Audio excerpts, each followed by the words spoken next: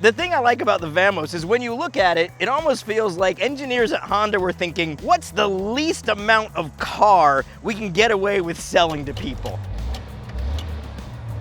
Welcome to Jason Drives!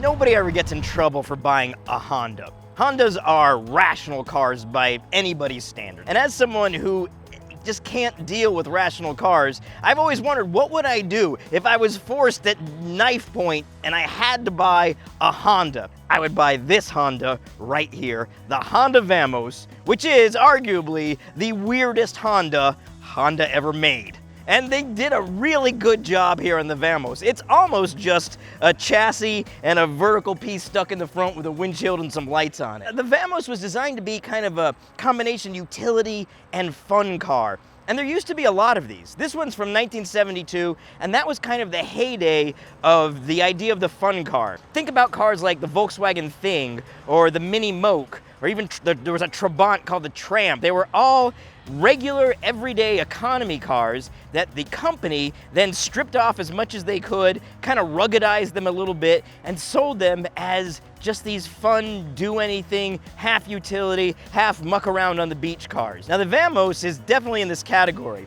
It's based on Honda's T360 pickup truck.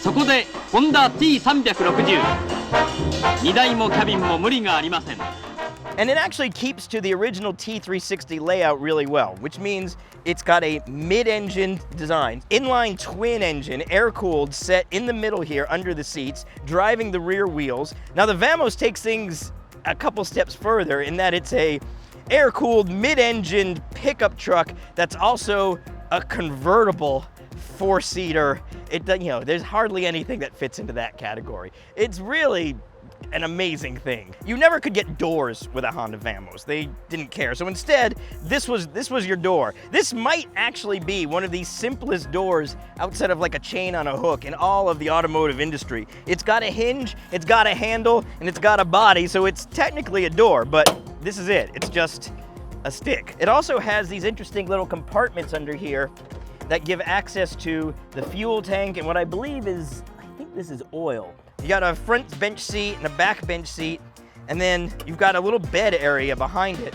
And you'll notice the bed has these, this other assembly that comes up, and that's because you could actually get the Vamos with 3 different kinds of roofs. One of them was a single cab canvas roof, which was just for the front seats. You could get a double cab canvas roof for both, and then you had an open truck bed. And then they had a whole van canvas roof that covered the entire thing, and I can't imagine what that thing must have been like to actually put up and take down. And you can see engine access is odd, but not too terrible. So what we're looking at here is, this is actually mostly the transmission, and then to get to the engine itself, there's like another little panel here, and you can actually get to the engine. You can unbolt the seat, and you actually have pretty good access with the seat out. You can just work right here in the bed and get access to just about everything you need. It's a clever design, no question. It's a clever, absolutely stripped down to the bare minimum design, but it's still pretty damn cool. Vamos is what would be considered a K-class car in Japan. It's small by any standards, and it's open by every standard. You're just on a platform with a windshield.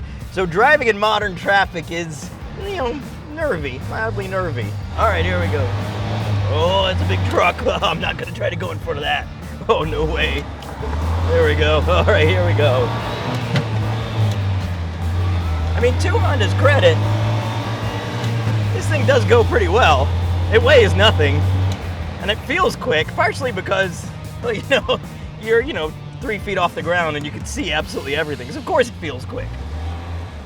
And you know what's surprising is there's actually some little details in this thing. It's crude and about as basic as it can be, but they still gave you a little switch-operated map light under here, and behind the front, the spare tire on there, there's like a little intake for air, and there's a hose here. I think it actually has a real defroster. How are you defrosting anything with these little vents when it's completely open everywhere else? But I like that they tried.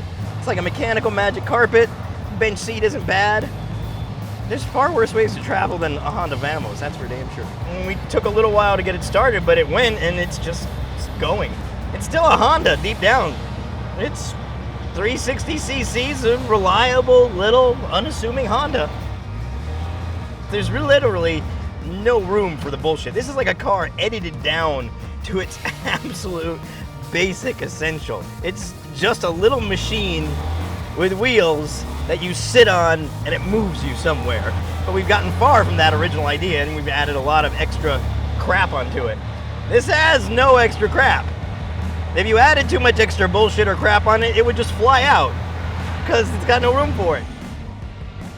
This is a category of car that couldn't exist today for safety reasons, for people's demands for comfort, and really that's kind of a shame because when you distill a car down to the absolute basics of wheels and engine and a way to stick them all together and then just move around on them, you get something pretty magical.